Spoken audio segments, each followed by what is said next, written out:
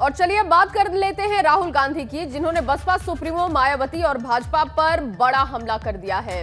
राहुल गांधी ने आरोप लगाया है कि मायावती ने विधानसभा चुनाव नहीं लड़ा और राहुल गांधी ने यह भी कहा कि उन्होंने मायावती को सीएम बनने का न्योता दिया था, ऑफर दिया था, लेकिन मायावती ने कांग्रेस से बात तक नहीं की।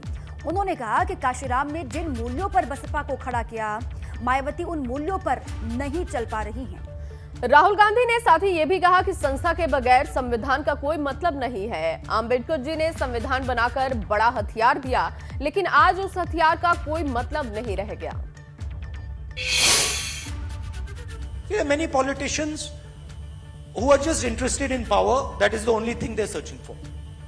Right? सुबह उठते हैं, कहते हैं भैया सत्ता कैसे मिलेगी, रात तक मतलब वही करते हैं, फिर सो जाते हैं, फिर कहते हैं भैया अगले दिन उठ के कहते हैं सत्ता कैसे मिलेगी हैं।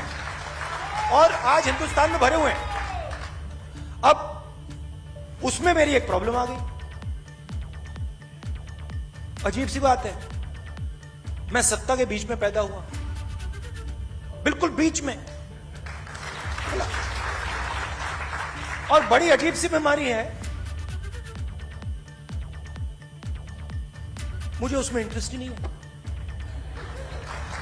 अब क्यों? अब मैं आप सच्चाई बोल रहा हूं। अगर मैंने 1 रुपया लिया होता ना, मैं ये भाषण नहीं दे पाता। मैं वहां पे कोने में चुप बैठा रहता,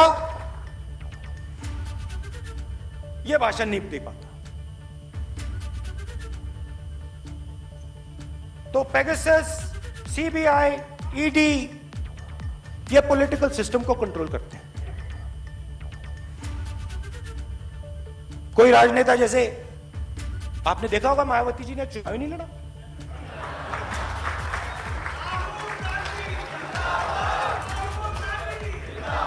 हमने मायावती जी को मैसेज दिया,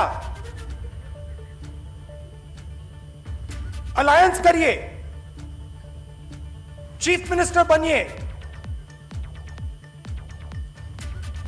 बात तक नहीं की, बात तक नहीं की। तो बसपा पर राहुल गांधी ने क्या बड़ी बातें कही वो आपने सुन ली है। वहीं राहुल गांधी के बयान पर भाजपा ने हमला किया है। भाजपा पर भी उन्होंने कटाक्ष किया था।